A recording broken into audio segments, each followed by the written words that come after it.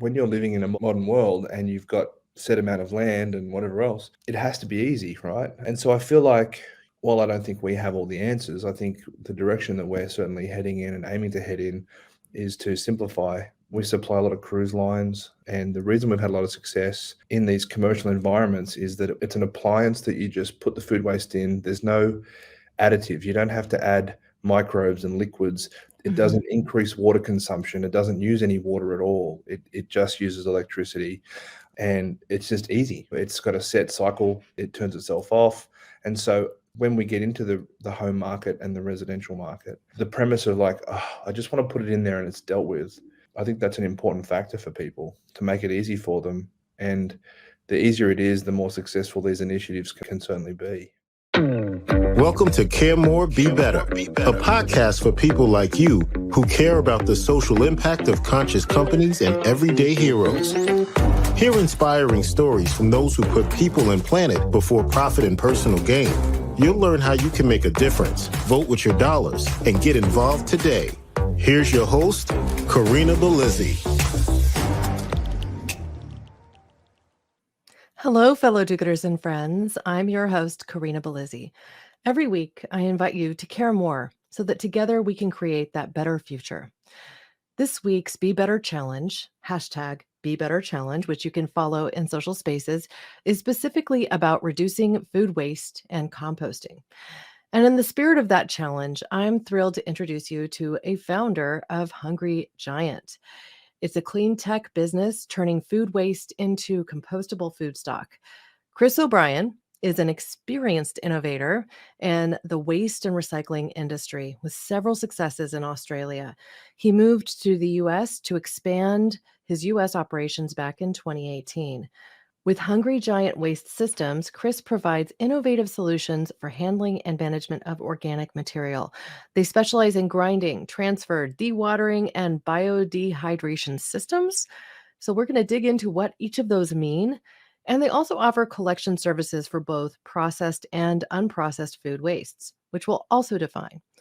Chris, welcome to the show. Thanks for having me, Corinna. Well, it's lovely to meet you and someone from down under relocating to the US. What was that culture shock like? It was a lot. I mean, we were established, a few years prior to me moving here. So I'd traveled to the US and I kind of knew what I was getting into. But it is still a culture shock, definitely. Well, you're in Texas, is that correct? Yes, I'm in Austin, Texas, Oh, which is a great place to live, but they don't put how bad the allergies are in the brochures. So if I start having a sneezing fit today or my eyes start watering, it's not that I'm not enjoying myself. It's just the allergies. Yeah, well, you'll remind me of the insane allergy attack I actually had in Australia. We're going along, I think, what's the southern coast? What is it? The Seven Sisters or something to that effect? Yes, the 12. There's the Three Sisters in the Blue Mountains, and then there's the 12 Apostles on the southern Yeah, coastline. that's it. So the Yeah. 12 apostles. So I was heading through the area on the coast. Beautiful, beautiful drive, reminding me of, some of the coastal roads in California that we have where there's a lot of erosion and you have these croppings off the coast that are, cliff faces kind of surrounded by water. Mm. And as we're heading down the coast, suddenly I get the worst allergy attack of my life and literally had to leave my husband at the wine tasting that I dropped him off, get in the car, drive to a pharmacy and get something that's the equivalent of like Claritin in order to quell my insane running nose and itchy eyes. So Yeah, it's the same here. I'm on like a routine now of just filling my body with sprays and eye drops and antihistamines, and if it gets really bad, I have to have an injection in my butt. So oh no. Austin's a great town, but cedar fever really gets you. Anyway. Well, I'd like to get just as we're getting started in this conversation and as we dig into things like composting, waste management, can you talk to us about why you even got started in this business and kind of the evolution of what brought you to create Hungry Giant? Well, it's quite a long story, but going back to my early 20s, I've always been entrepreneurial, always looking to solve problems. I wouldn't say I'm a pure environmentalist, but I kind of call myself a an environmentalist capitalist. I kind of understand that, for things environmentally to happen in this commercial world that we live in, um, those environmental ideologies need to be supported by a way to make it work financially. And so I've always had that kind of keen eye on solving problems. And when I was studying, and I was also working at a big box retailer in Australia at the time, and I was just the fill-in guy on a Thursday night. I'd be at the back of the warehouse, and I'd be loading up cars as they came to pick up their refrigerator or their stove top or whatever. And part of the process was you'd have to unpack all this stuff. And I just saw the sheer volume of trash and waste that was being generated. In particular, styrofoam, expanded styrofoam. That white stuff that they insulate the refrigerators with. And it was just going in the trash. I'm like, man, this stuff weighs nothing, and it's taking up all this space in the dumpster. And then I see the trash truck coming like every day, picking up the trash. And so the idea dawned on me, like, hey, I wonder if we could turn this into a recyclable plastic, if we could take it out of the trash, if we could mechanically come up with a way to crush it and reduce volume. And so I started building a machine. I started designing and building a machine that crushed and densified styrofoam. And the place where I had this job, they were my first customer, and I built this machine, and it was a massive disaster. But we evolved the design, we evolved the technology, and we ended up coming up with a product that could reduce the volume of styrofoam, 90 to 1. And we also commoditized that material. So by taking it out of the dumpster, we then had the customer compact it, and then we collected it, and we then sold it on to recyclers, who then turned it back into, at the time, disposable camera casings and coat hangers and stuff like that. So the concept of volume reduction at the point where the waste is generated, and the concept of turning a waste product into a commodity or a resource, that just really lit my fire. And I really found that in my early 20s, that kind of became my purpose. And so, I fell into the waste industry. It was just something that that happened when I had that idea. And as time went on, these customers were saying, hey, this is great, you're solving our styrofoam issue, but can you work on our cardboard and our plastics, and can you provide other ideas and solutions? And so we kind of became this company that did everything in the waste industry. And back in 2007, I came across a technology out of Korea which handled food waste at the source. So I didn't invent this particular technology, but what we did was we imported some machines that we found, some technology from Korea. And again, that failed terribly. These machines were not designed for Western diet. They were not ruggedized for application. But the whole premise of this was to turn food waste into a soil amendment or a fertilizer type output. And so I set about re-engineering that equipment, redesigning that equipment from the ground up. Fast forward however many years, and lots of gray hairs and stress, and here we are today. Well, let's talk about the tech of what you created with Hungry Giant. What exactly is a bio-dehydrator? I mean, I can make an assumption in my mind about how this might work, but I'd love for you to talk about it, because the application then moves you into a space where you can actually create multiple uses for what would be this organic material, right? That's right. Yeah. And part of this chatting with you today is educating the greater public about composting, and understanding that there are differences between digesting or creating a compost. Compost is not derived purely of food waste. Compost is it's a lot of inputs. It's minerals, it's sand and rocks, and it's browns and carbon and a whole bunch of stuff that comes together to make compost. And so there's a lot of, I guess you can say, there's a lot of misinformation out there, especially in the commercial side of things, where people think that compost is the be all and end all. And so we went down the avenue of producing equipment that's dehydrating food waste more so than creating a compost itself. And there's several reasons that we went down that route, and that our technology, we think, is a better fit for people that generate waste in commercial volumes and even at home, composting is kind of like baking a cake. You have to watch how much moisture you put in. You have to watch your ingredients. You have to make sure that you don't put too many browns. You have to turn it every so often.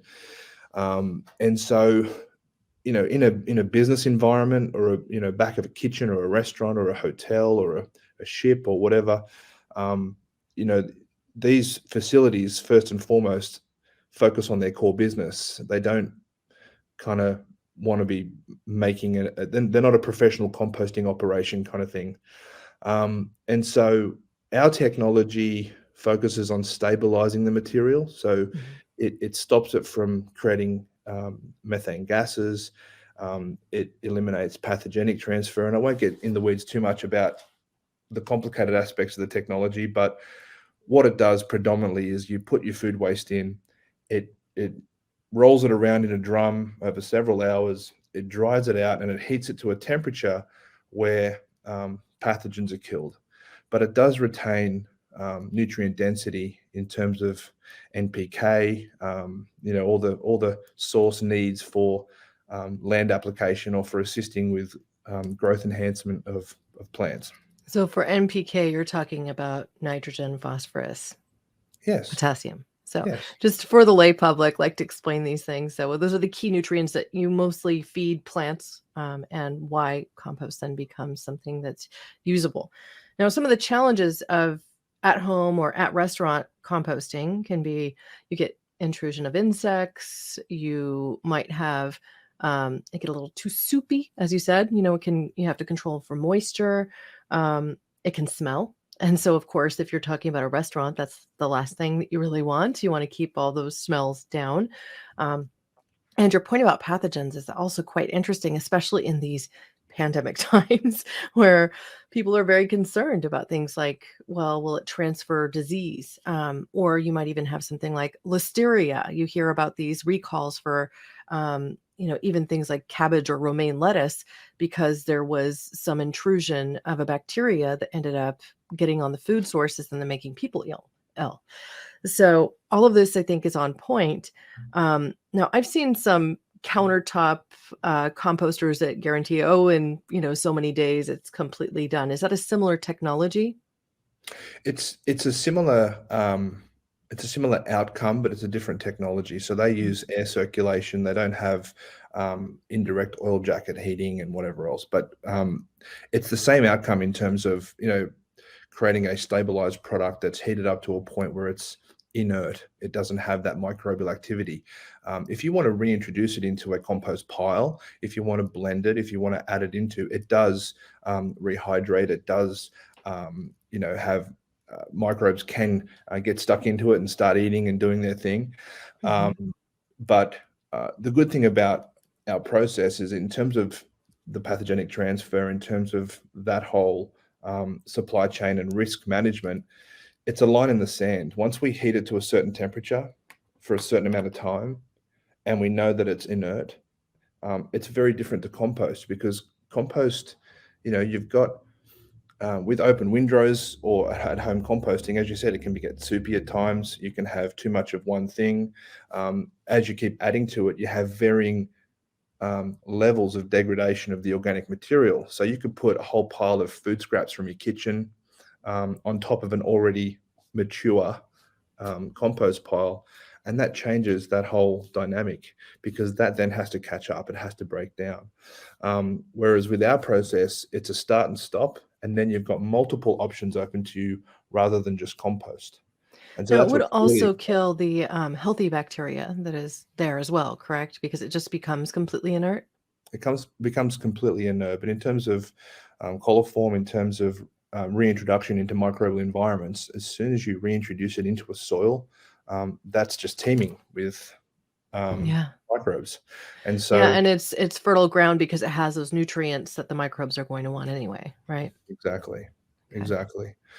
So one of the exciting things is that, compost has one opportunity to be a product, and that is compost.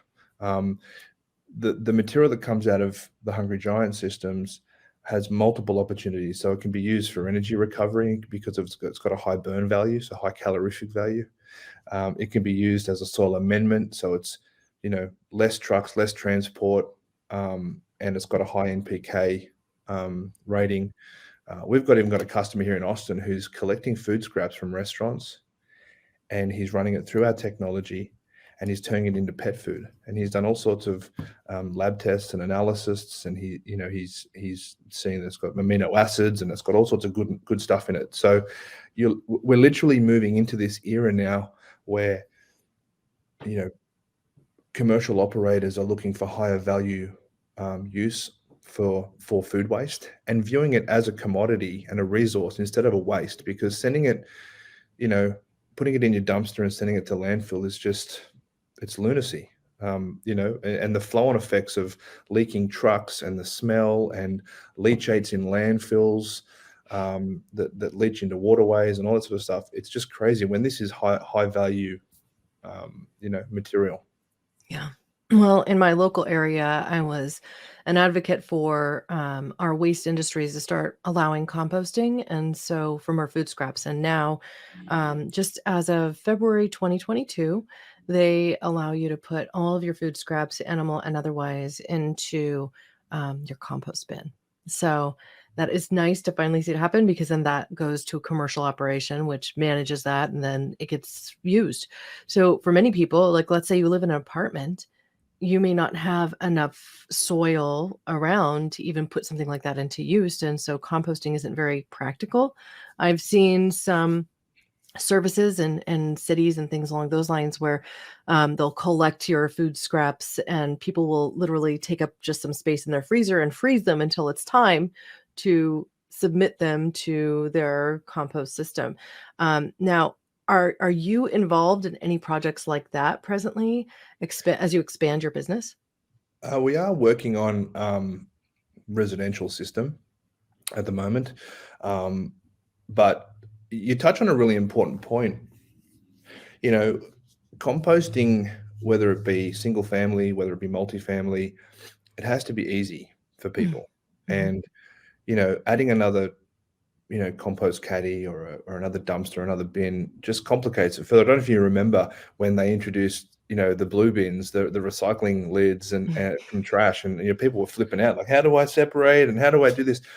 It has to be easy, and one of the things that we have been working on from a residential perspective is coming up with ways. So Austin is developing this ordinance. They've got an ordinance for commercial operators to ban that food waste is banned from going into the trash. But they're proposing at the moment an ordinance for multifamily to have composting put in place. And there are parts of the city that have single family composting, and there are private operators that pick up compost caddies similar to what you have at your house. The issue is in Texas, when it's 120 degrees, you've got lots of rotting food waste in potentially every driveway, and it attracts, critters and vermin. Yeah, Stinks. raccoons love that.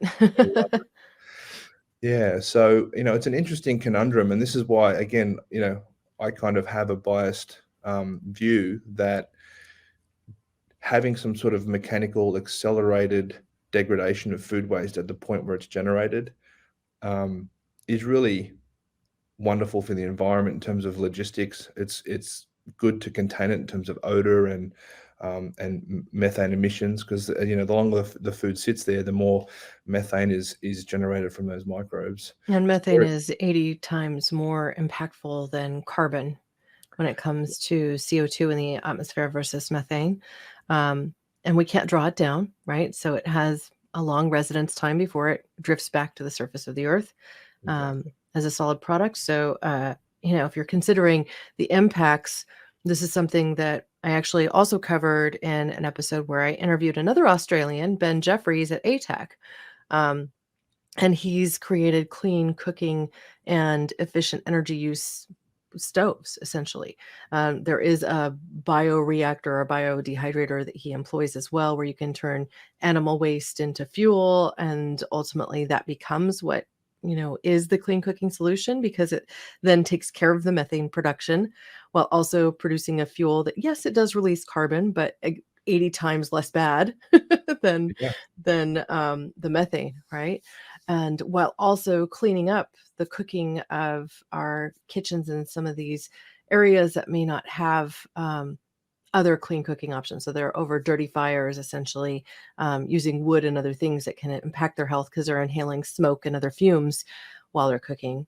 So, I mean, there's all sorts of solutions I think we can head towards. And to your point, if we're able to take these food scraps and turn them into something that is inert, what can that material actually be used for at that point? Because we know one application can be to the soil amendment, but what else? What can be done with this? Yeah, and we kind of started touching on that before, and that's a really, really important point here, is that people um, need to understand that it's not only the reuse options that open up when you stabilize organic material like this, but it's also, and I'm trying not to use industry lingo as much as I can here, but it's, in terms of optimizing logistics, people don't Mm. think about that emissions impact by transporting wet food waste. It's And heavy. and it's Simple as that. heavy. You're picking it up often because it stinks, and so you have to have those frequent collections. We get rid of all of that in terms of the whole supply chain, and we short circuit that emissions, generation. But to answer your question, I guess in terms of valuable output options, we have customers that are burning it on board ships, so they're putting it into their incinerators, which again still has emissions, but Mhm. we've stabilized the material. And what we've found is that because the material is so dry, it's able to help them maintain the operating temperature. And so the diesel fuel and the fuel input requirement is reduced because of the high burn value of our material. And so Mm. when they're operating this equipment, they're essentially getting energy from it because it's offsetting the energy that they would otherwise have to put in to maintain operating temperature of these incineration systems or gasification systems.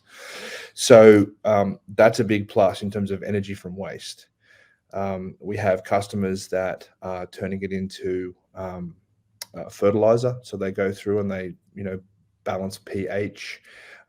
They might screen it and remove larger fraction sizes. So it's got, use as a fertilizer product, which has a higher value on a per ton basis than compost. And fertilizer costs keep going up too with everything going on in Ukraine and whatnot. So, Mhm. fertilizer, energy from waste, soil amendment, as I said. So there are people that are blending it with compost piles. There are companies that we've got that are using it on ground. So they're not even having it hauled away. They're producing the food waste and then they're land applying it on their grounds, which is incredible. Hmm. And lastly, creating value-added products. This customer in Austin that I mentioned earlier is also turning it into a pet food. Hmm. So,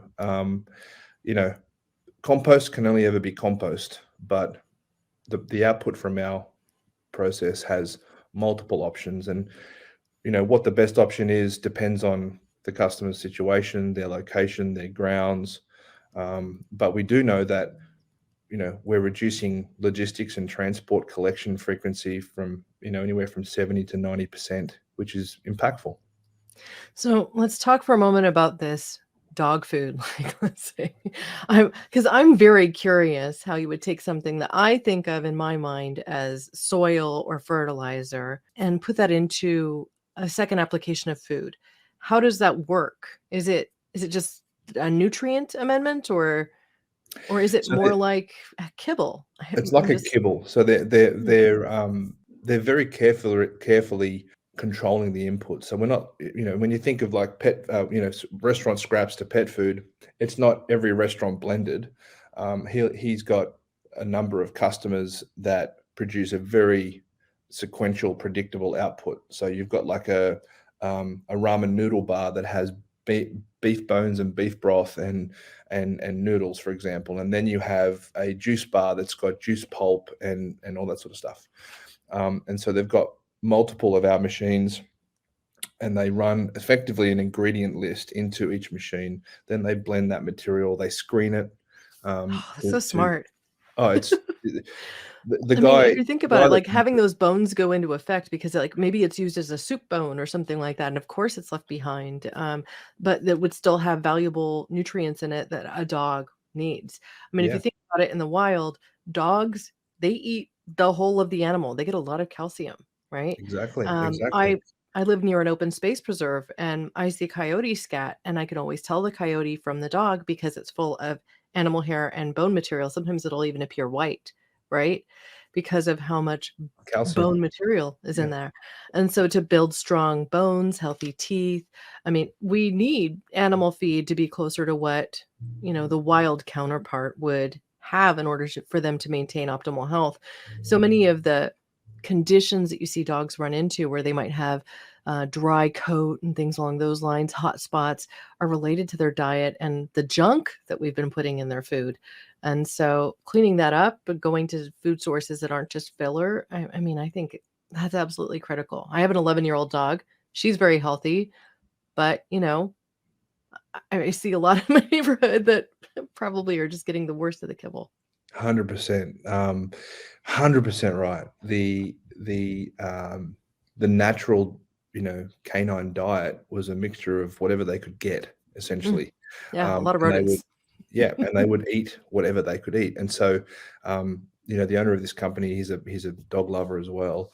And he's creating bone meal from those bone products and Hmm. grinding them up and getting the marrow, and he's heating it up through our system, and that all that stuff's getting into all the fats are rendering down and Hmm. all that stuff. Yeah. And so it's very interesting. So he then runs it through some equipment that forms it into kibble. And my dogs have eaten it. His dogs have eaten it, and he's now obviously commercially promoting it. But uh, Okay, so you need to mention the brand now because I'm curious. it's called Doggy Bag, Doggy um, bag.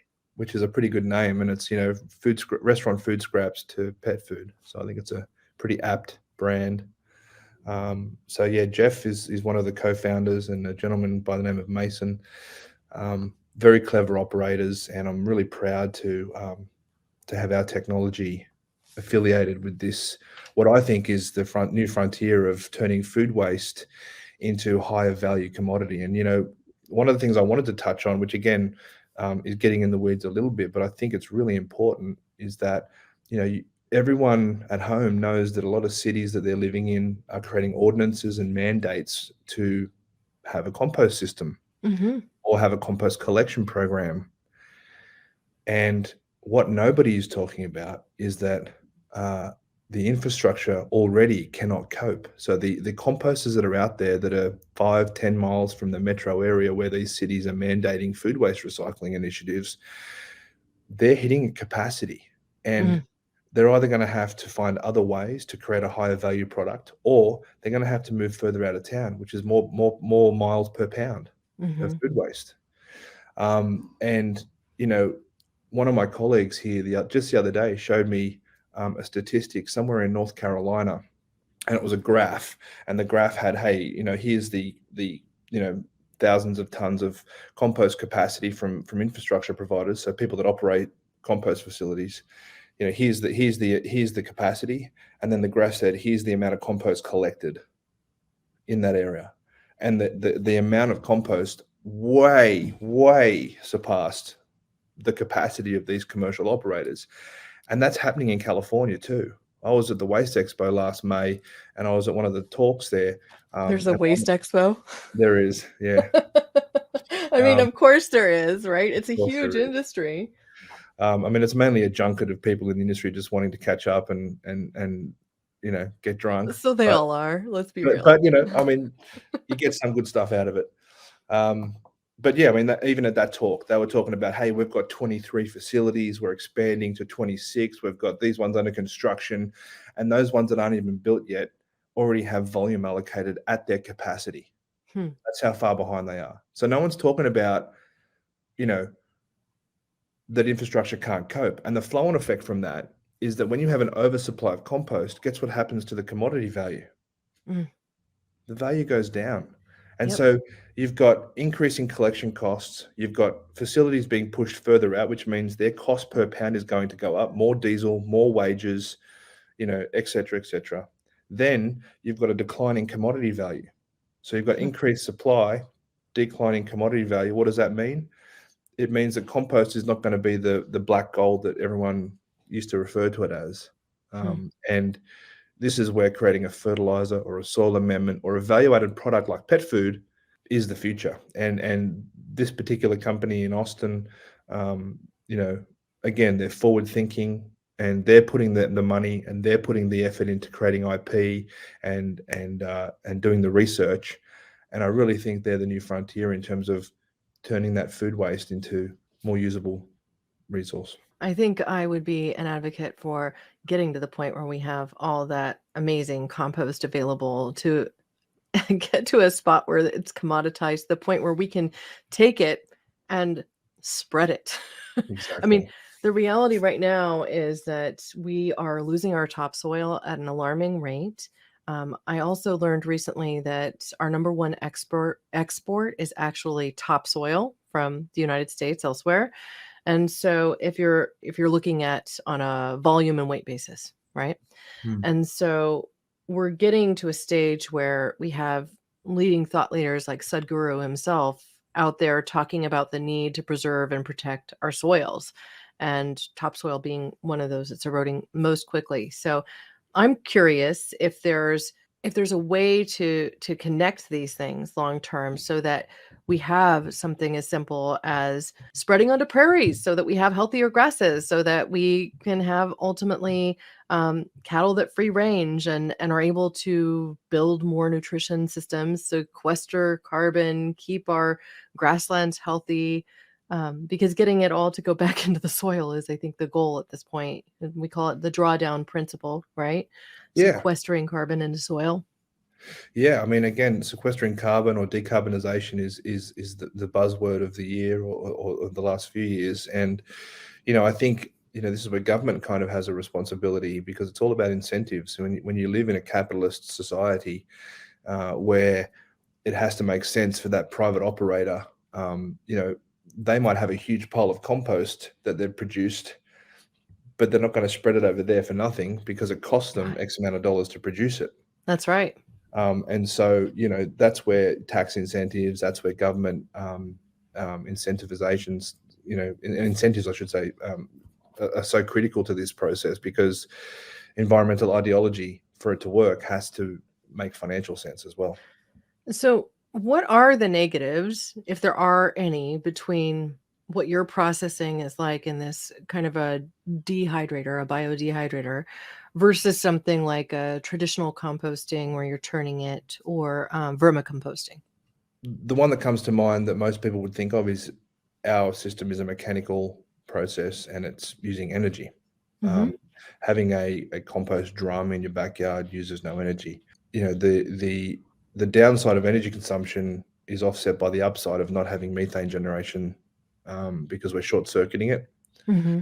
So a lot of our customers, we recommend that they opt for or pay a slight premium for green energy, so that becomes a moot point. But I think in terms of valuable reuse opportunities for the material, that's a plus. And then obviously the methane is a plus as well.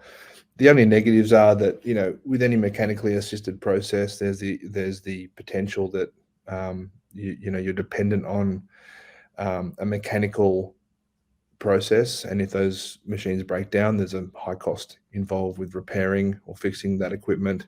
Whereas if you have a ranch or a farm, or you have land, or you have a property where you can spread that material and just let nature do its thing, then there's no chance that that's ever going to break down. And so, I guess commercial operation has to weigh up the positives and negatives. And the same with, at home. I mean, there are people that want those countertop systems that you mentioned before, that they want to reduce the volume, and they want to, they only have pot plants in their apartment, for example, and they want to use that volume reduced material, and they want to put it into their pot plants. And you'll have other people that have, a couple of acres, and their whole setup's going to be completely different. So I don't think, our technology is not a one-shot solution for all applications, it's one that can certainly help and contribute. And it's like the triangle. First is reuse and resale and food banks, and then it sort of flows down from there. Yeah, I have to say I'm chuckling a little bit on the inside here because you said pot plants, and I know this Oh, is an Australian vernacular because I think we would say potted, and I'm just picturing people growing marijuana oh, and taking the waste from that. So well, it's legal now where I you are, so know they that's might be growing that too, but yeah, I think it's just an interesting difference between how you speak in Australia and how you speak here. We say potted plants, right? so you say potted plants. All right, I'll remember that. Otherwise, yeah, it's Mary Jane, right? All right. So, That's funny. I know, right? These are just the small differences that can even arise after years and years of being here in the Yeah, States. it still happens. I still find myself rolling my R's like when I'm on the phone. It's different now because we have a camera, but when I'm on the phone, I'll say something and they'll be like, "Beg your pardon, can you repeat that?" I'm like, I've been here for 5 years. How do you not understand me? Like, surely, but I have to roll my R's and then they get it. Well, at least it's the same language, so That's there's far true. less, right? That's true. So I want to understand, um, you know, at least help us picture what this machine actually looks like, how big it is, how noisy it is, how much energy it might use, so that we can better understand what current applications are. And then if you're moving into the home, what does that look like? How is that different? Yeah. Well, I mean, they're big stainless steel boxes essentially. To the untrained eye, it looks like a dishwasher. Mm, Um, but obviously the inner workings are very different. We have small systems for small restaurants. In fact, I think, and I may be wrong, but I think in North America we have the smallest commercial system available. So starting mm, at 70 pounds per cycle, um, and then we go all the way up to like 3,000 pounds per cycle. And then on top of that, we have a whole bunch of ancillary equipment that we can offer to support, um, whatever your operation is. So that you've probably got a disposal at home in your sink. Have mhm. you got one of those disposals? Yeah, I've got a At the couple. moment, that goes straight down the straight. It becomes the city's problem That's essentially. right. Hmm. Um, so we have large commercial versions of those disposals or pulpers or grinders, whatever you want to call them. We have larger ones where it will essentially grind, but then it will spin the water off from the pulp. So it'll separate the solids from the water, Hmm. and then that pulp gets fed into the bio-dehydration system to complete the process. And so what you have then is you have a consistent particle size, and some customers are putting in certified compostable packaging, so single-use compostable packaging in with Mm. the food waste is getting ground up and it's going through our dehydration process. Um, So so that's all fine to put in there. You can actually, I mean, I see some that say that they're made from corn or whatever, but they look virtually like plastic. yeah, And so, sorry, yes. So you have to be careful. There's forever chemicals like PFAS that are a no-no in our eyes, and those sort of cornstarch PLAs or bioplastics, um, they have a very high temperature threshold, so they don't typically go well through our system. But things like those sort of fiber clamshells and chopsticks and coffee cups, anything that's fiber based goes really well through yeah, our system. very Uh, cool. I recently learned about a company that is actually collecting chopsticks from restaurants, those wooden ones, yeah, and um, basically turning them into products. So they sterilize them and all that, right? Because they've had your germs on them, right? yeah. And food particles.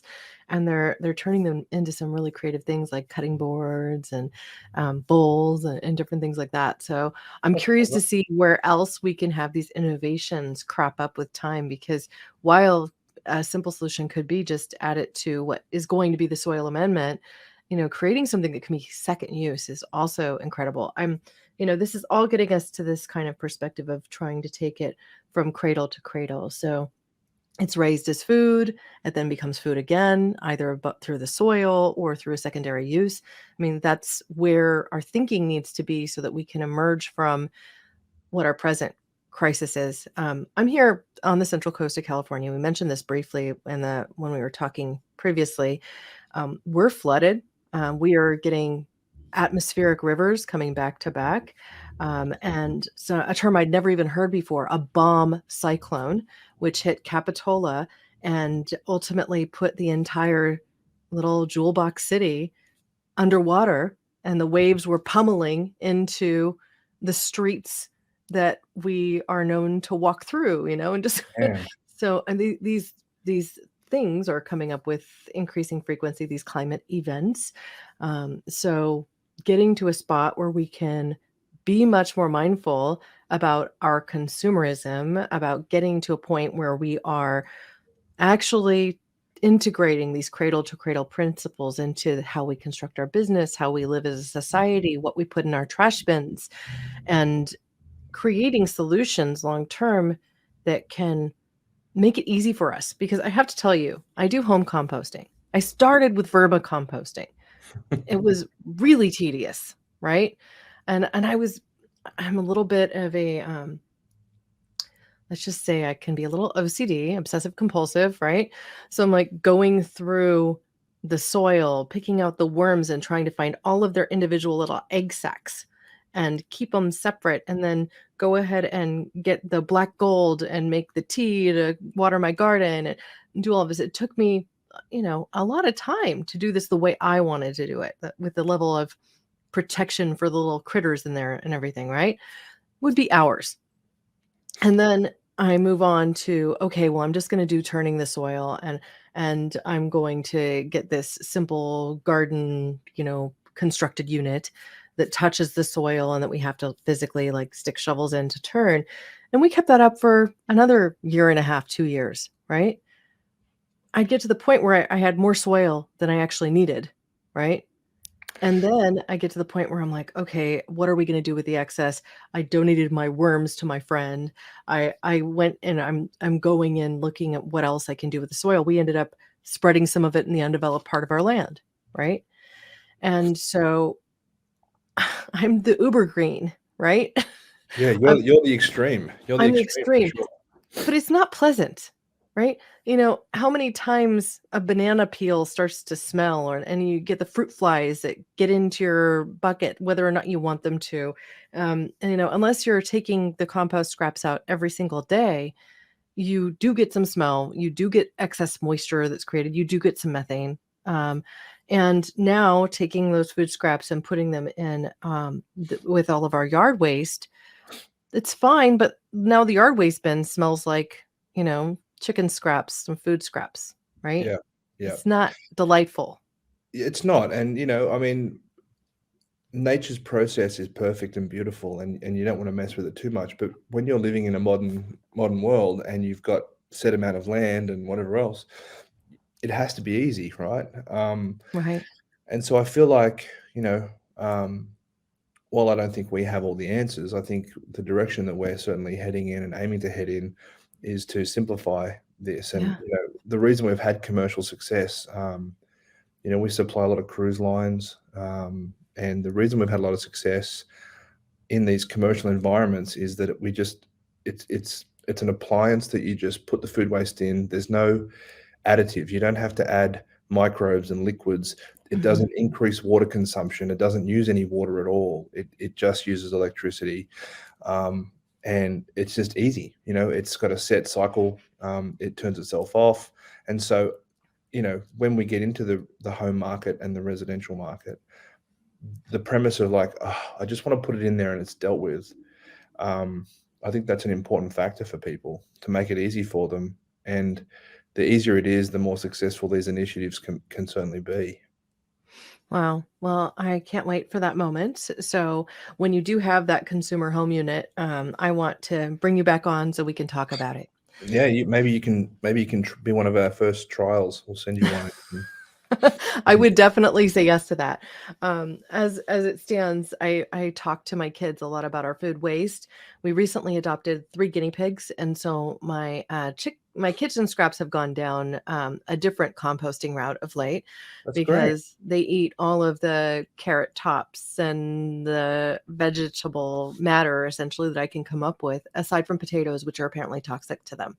Really fun I didn't fact know about that. guinea pigs, right? Like they They can't look like have they look like little potatoes with legs. they do look like little potatoes. And then you think about where they come from in Peru and such, and you think, oh, well, they eat potatoes, right? This is where all the potatoes are. No, they don't eat potatoes. They also don't eat avocado. So I have these few items that they can't consume from the kitchen. But for the most part, everything vegetable, they go. They're my little composters now. That's great. Yeah, guinea pigs, chickens. If every house had one chicken, or a couple of chickens, that would be the ideal way to, you know, Yeah. naturally spread compost on your grass while at the same time, getting rid of your food scraps. Yeah, I mean, they eat everything from banana peels to whatever you'll really put in front of them chickens.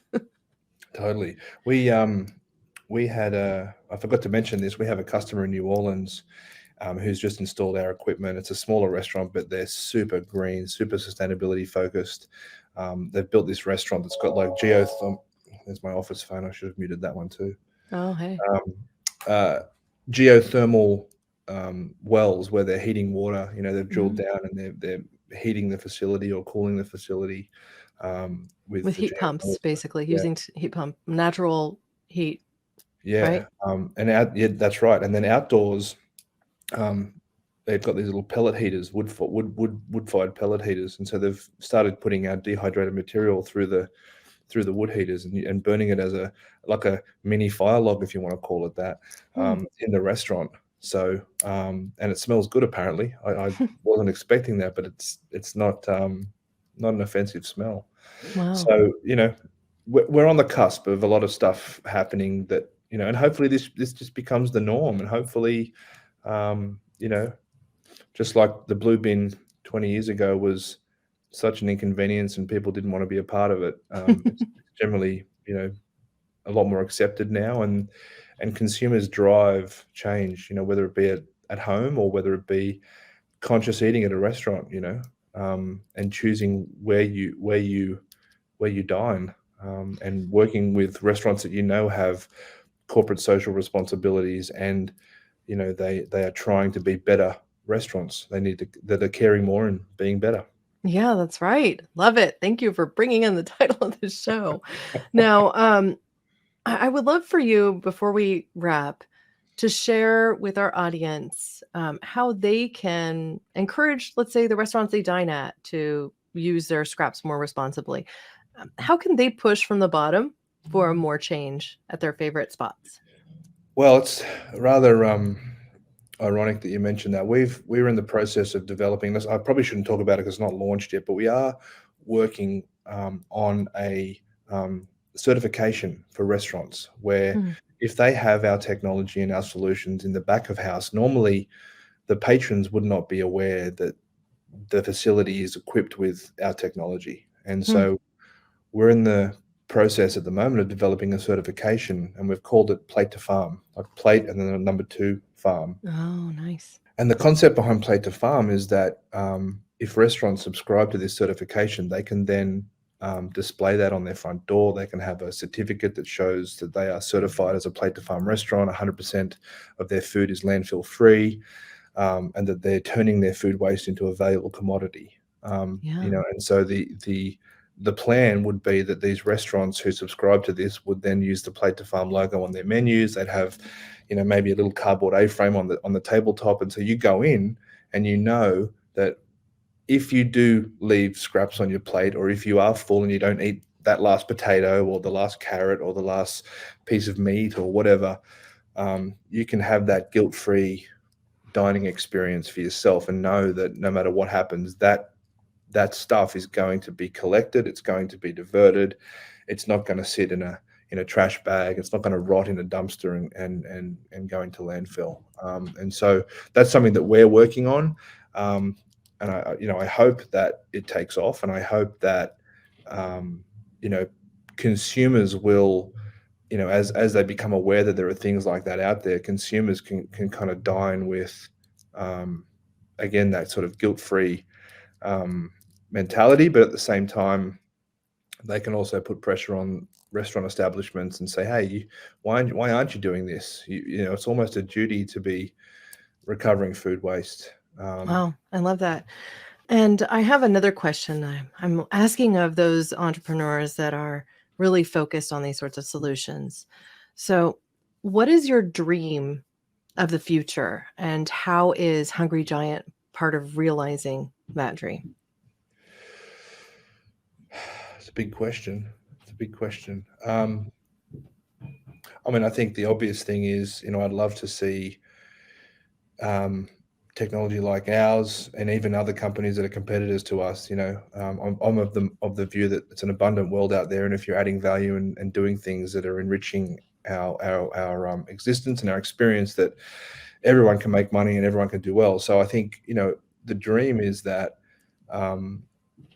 you know we can really come up with practical ways to have technology like ours and others become common knowledge, and that we can see that it's actually not hard to care more and be better, do it again, and view consumption and view waste as a conscious buying experience. The consumer drives waste.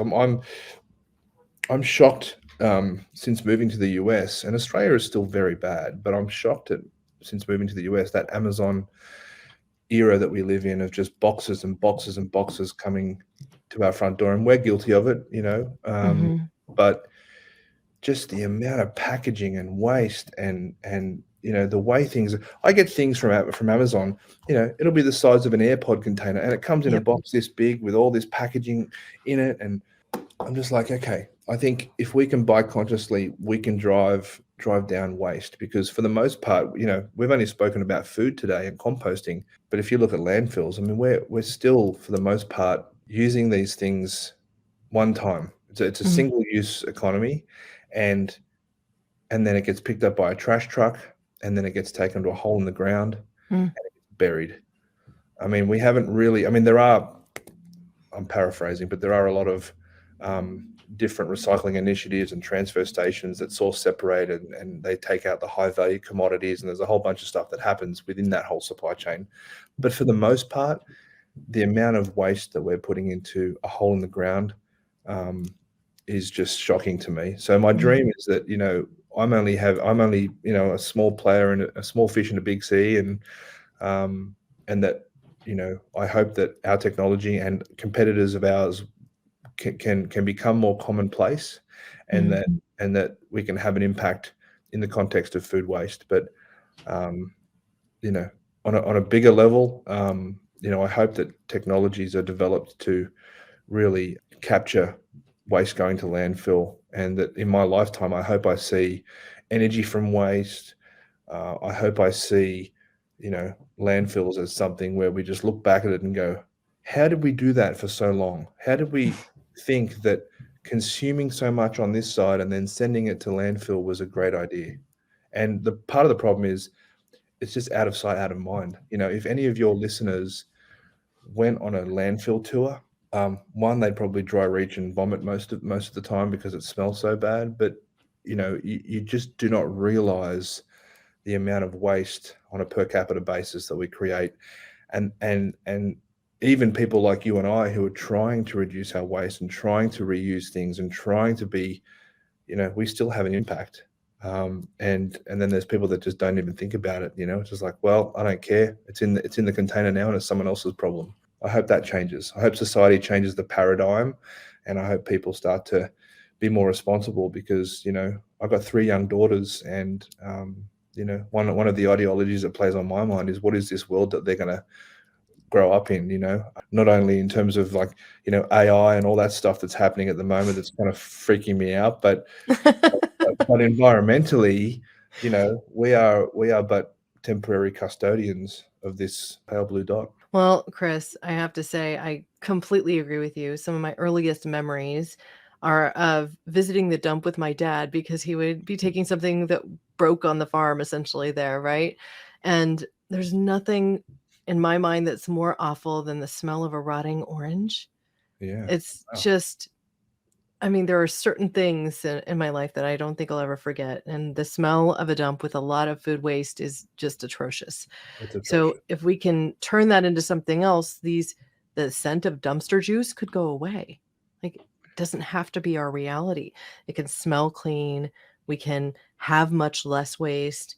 We can create a better world. And I also want to mention, because you brought up AI, I got the chance to interview Mo Gaudat, who wrote the book Scary Smart. He was the Google X leader at Google for many years, forgetting his exact title and everything else, but it's a book called Scary Smart and how we can actually teach artificial intelligence to be something that's better for humanity as opposed to something terrible. It was a great interview, and that episode aired about a year and a half ago, I think. It was one of my earlier episodes. So I'll have to listen to it, and I've just written down the name of the book, because I'm certainly, I'm on the side of, like, the creative arts and journalism and script mm, writing and research papers and all of the stuff that relies on the human brain. That's where I'm erring on the fearful side more so than the reassuring side of how it can benefit society. So I'm definitely going to yeah. read that book and listen to you. No, it's he's an incredible individual. He actually has his own podcast too, called Slow Mo. Very good podcast. He interviews really interesting people. He's appeared on all sorts of top tier podcasts as well. But uh, his argument about what can be accomplished with AI versus how it could turn into something terrible is, I think, very understandable and relatable to people. He puts it in a sort of language that helps you understand the responsibility we have to what AI will become. Yeah. And AI will feed solutions. AI will probably invent solutions to how we handle waste that we haven't even thought of yet. So I know. I that's mean, where I things was are even, going. yeah. I mean, I say it's scary, and Scary Smart is a fantastic title for a book, because that literally is, you know, people are scared because it's something. It's like when the internet started. It's like the Industrial Revolution. People think that, we're going to just be made redundant. The difference about this, though, is that, the beautiful imperfection of the human existence, is that we are flawed, Mm, and that we have this intuition and soul, and we have this creativity, and I don't know how AI can replicate that ever. But you do look at some of the artwork that AI is creating, and you look at other stuff, and it just blows my mind. Absolutely blows my mind, about what the future is. How is it going to look? So I'm going to listen to that book and read the book and listen to the podcast. fantastic. Now, where should people go to learn more about everything Hungry Giant? Is it just your website? Is that where you want to send them? Yeah, we are typically very bad at marketing, so we're not hugely prevalent on social media, Mm. um, but we should try and improve that. Talking to you today is a great first step, but they can find us on our website. It's hungrygiantrecycling.com. Hungrygiantrecycling.com. I like that you're keeping the word recycling in there because you're recycling food essentially. So that's fantastic. Exactly. Thank you so much for joining me today, Chris. Is there a closing thought you'd like to leave our audience with? No, I've really enjoyed this chat, Corinna. Thank you so much. It's really fun. Thank you so much, Chris, for joining me today. This has been awesome. My absolute pleasure. My pleasure as well. I really jived with you, and I love the way you think. Thank you. Now, I'm going to go ahead and mention a few reminders for our audience here as we close today's show. I did launch Be Better Challenge. That's a hashtag campaign in January this year with the new year. So every Monday, I am posting a new Be Better Challenge. And this week, those of you that follow on social already know that we have been really on this topic of waste management, recycling, and things along those lines. And a couple weeks back, I actually had the opportunity to host my first fundraiser as a part of this Be Better Challenge. So I want to point out again, anybody who is listening to the show, that you can go and make a contribution to Little Hill Sanctuary through that Facebook fundraiser, or you could even create one of your own. And this is something that I just want you to think about in the day-to-day, because while I may not love all aspects of social media, while I may not agree with Meta or Facebook, I do like that they cover the 3% charge that you would typically see from a credit card donation to any charity. I decided to go ahead and start a recurring donation to Little Hill Sanctuary to help them out in their time of need. I was blessed to know that that fund is being matched by another generous donor. And I know that Facebook is taking care of that 3% fee. So 100% of the money that I am putting forward into this every month is going directly to do the good work that Little Hill Sanctuary is doing. So take a look at that. And I also want to implore those that listen to the show to write us a review. Now, this does a lot for us to help us emerge on the charts, reach more people. It adds credibility to the show. And so while I have this inner goal of reaching 100 reviews, we're in the 60s, I believe now. So if you could just go to Apple Podcasts and write us a review there, that would be phenomenal. There are instructions on how to do this on our website too. So visit caremorebebetter.com. You'll get the complete transcripts to this show, resources you won't find anywhere else. You'll also see the video version and the audio version, links to subscribe on whatever podcasting platform you prefer, and also, of course, a link to the fundraiser campaign. Now, thank you all, now and always, for being a part of this pod and this community, because together we really can do so much more. We can care more, we can be better, we can even solve our waste problems, turn our food into something new, and regenerate Earth. Thank you. Thanks for listening to Care More, Be Better, a podcast for social good. To make sure you never miss an episode, subscribe, rate, and review wherever you listen to podcasts, and share with your friends to help us reach more people and spread more social good.